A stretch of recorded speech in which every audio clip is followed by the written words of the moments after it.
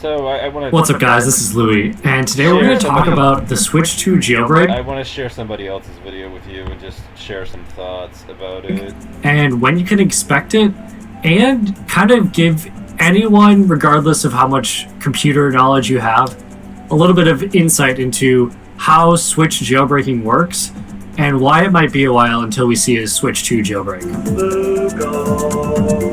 Before we get started, I just want to mention that most people that watch my videos aren't subscribed.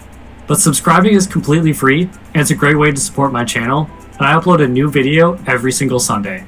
Okay guys, when it came to the Switch 1, there was literally a jailbreak out less than 2 weeks after the console came out. To help make sense of why that was so easy, basically, that was pretty crazy. The first Switch models could literally be modded by using a paperclip. If you stuck a paperclip into an entry point by the Joy-Con, this would put the Switch into a recovery mode that would allow you to basically install software on the Switch. And the way the Switch was designed at that time, it wouldn't even check what you were installing, okay? And this recovery port was used by Nintendo and Nvidia when they were like doing repairs and service on Switch 1 consoles. So this was like heavily memed back in 2017 about how easy it was. So as soon as Nintendo found out about this, they, switched the design of the Switch 1 so that you couldn't do this anymore.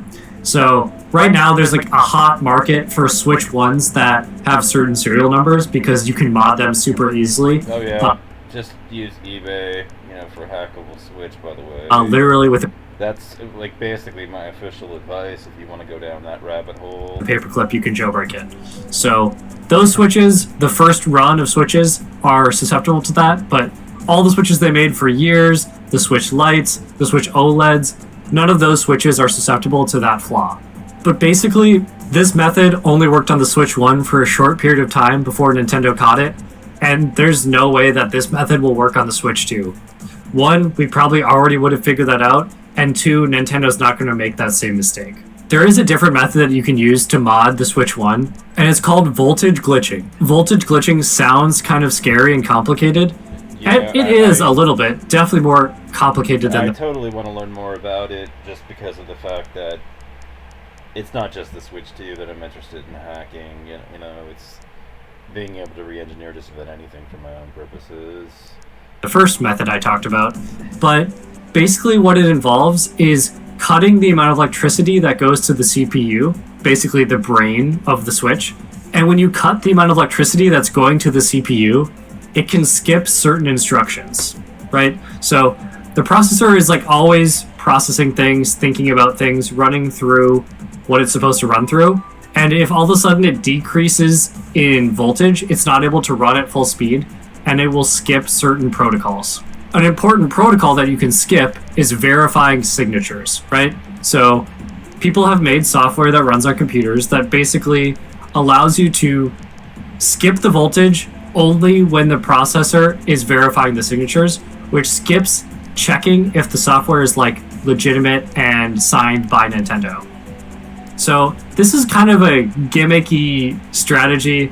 You have to buy some external parts to like run this through your computer, then connect some stuff in between your computer and your Switch to do it. And then in some cases you even need to install like a certain mod chip inside the Switch, like permanently, so that it always stays in that jailbroken state. It's a long story, and you don't really need to know all the details, because this is a channel for anybody, the casual Switch enjoyer, right? Basically, that way is super complex, but if it matters a lot to you, you could still mod the Switch 1 that way. I'm not going to tell you at length how to do it, but those are basically the two main methods for jailbreaking the Switch 1. And I will say that it's almost guaranteed that neither of those methods will work for jailbreaking the Switch 2. Okay, so we've covered the Switch 1, right? We've covered what worked on it, what doesn't work on it, and we kind of know what mistakes Nintendo's probably not going to make again. Those two Switch 1 hacks are technically hardware hacks, right? So we're using maneuvers to mess with the physical hardware of the Switch in order to jailbreak it. There has never really been a successful software hack of Switch 1s, and Nintendo has like very strong software with very little room for bypassing or hacking, right? So the Switch 2 runs a very similar version of software to the Switch 1. So it's like very unlikely that with the Switch 2 we'll see any type of software hack, and it's also less likely that we're going to see a hardware hack. But if I had to bet on which one we're going to see, it's probably going to be a hardware hack. So something you might be wondering if you watch the first half of this video is, wouldn't we just try voltage glitching to skip instructions? That's a great thought, but unfortunately that's probably not going to work either. There's a couple of issues with that strategy when it comes to the Switch 2. The Switch 2 has 2 cores. Remember when I was just talking about the Switch 1, I was talking about the brain of the Switch, right? So think about the Switch 2, it has such a large brain that it has something called dual core lockstep. So that's 2 processor cores performing the exact same instructions, and then they send off those instructions to a different chip that compare. So let me get this right about this and what you're saying.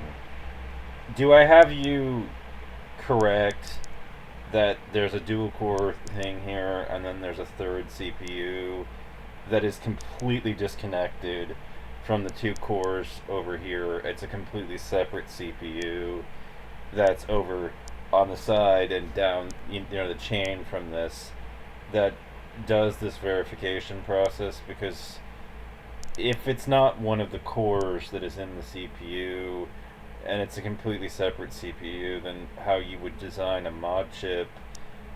A mod chip is it's obviously gonna have firmware on it, and so what your firmware on this thing would be designed to do would be to basically interrupt this CPU to just block its signal. It would just prevent it from communicating back anything. It would just intercept its signal and then block it from going anywhere, just deleting all of its data and making it so that it can't communicate with anything else.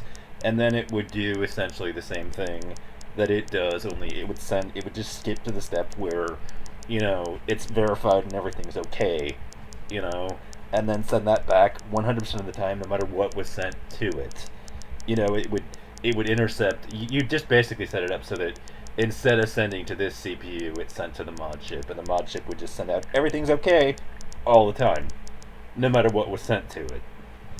I mean, if what you're telling me is true, then this can all be represented in assembly or C code pretty simply, hypothetically speaking, and you don't need a voltage. You don't need anything, really. You just need to prevent this CPU from communicating and, figure out, reverse engineer this particular CPU that's over here in this,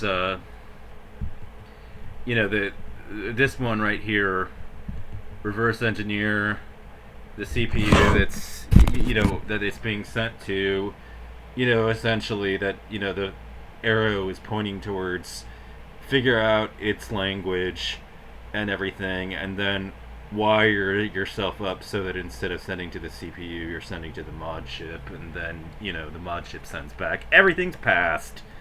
The everything's okay signal gets sent back no matter what's sent to it. And then, your security is fucked. That should not be that difficult to engineer, if that's the case. I mean, are we literally that stupid? That's how I would design my mod chip. Now, Nintendo's lucky in a way if that's the case, because I don't know how to manufacture PCBs myself, and I certainly don't write assembly code at the kind of level where I could do that. But if somebody does go through the process of there are various means that this particular CPU that you're talking about, that this arrow is pointing to, and its execution flow could be reverse engineered with logic analyzers. You could use an oscilloscope essentially to read the electrical signals that it's sending, and you would get ones and zeros back ultimately, and that would not be fully ideal and everything as you were sitting through the, as you were wiring parts to it. But hypothetically what you would do to reverse engineer that is that you'd put a game in that was a legitimate game and have it boot up, and then you'd put in something, you'd try to execute on signed code, so you could figure out what the difference, and then look and compare the differences between the two, and you would design your circuit, such that it sent back the valid signal no matter what was sent to it, and it had a way of preventing, just completely blocking that CPU from being able to communicate. It would just, sorry, intercepting its responses and just crap filing them so that they're deleted and, reassigned to the null bucket, the bit bucket. Basically the version, the hardware version of the trash bin, the recycling bin on the computer, only everything's zero filled. Here, it would just take its data, zero fill it, and delete it from its buffer, and then send back the verified signal, to the other, back to the CPU, so everything passes no matter what is sent to the to it. I mean, if you're sending the dual cores at and trying to do a communications check on a third CPU, or really more a second CPU, but that CPU is completely separate from the two CPUs that you've got, well then you've got a problem, because it something can stand between that CPU and essentially cut it off and prevent it from communicating, and then emulate its process, and it's just its process just goes straight to the step where it doesn't do any verification. It just says they match no matter what. It doesn't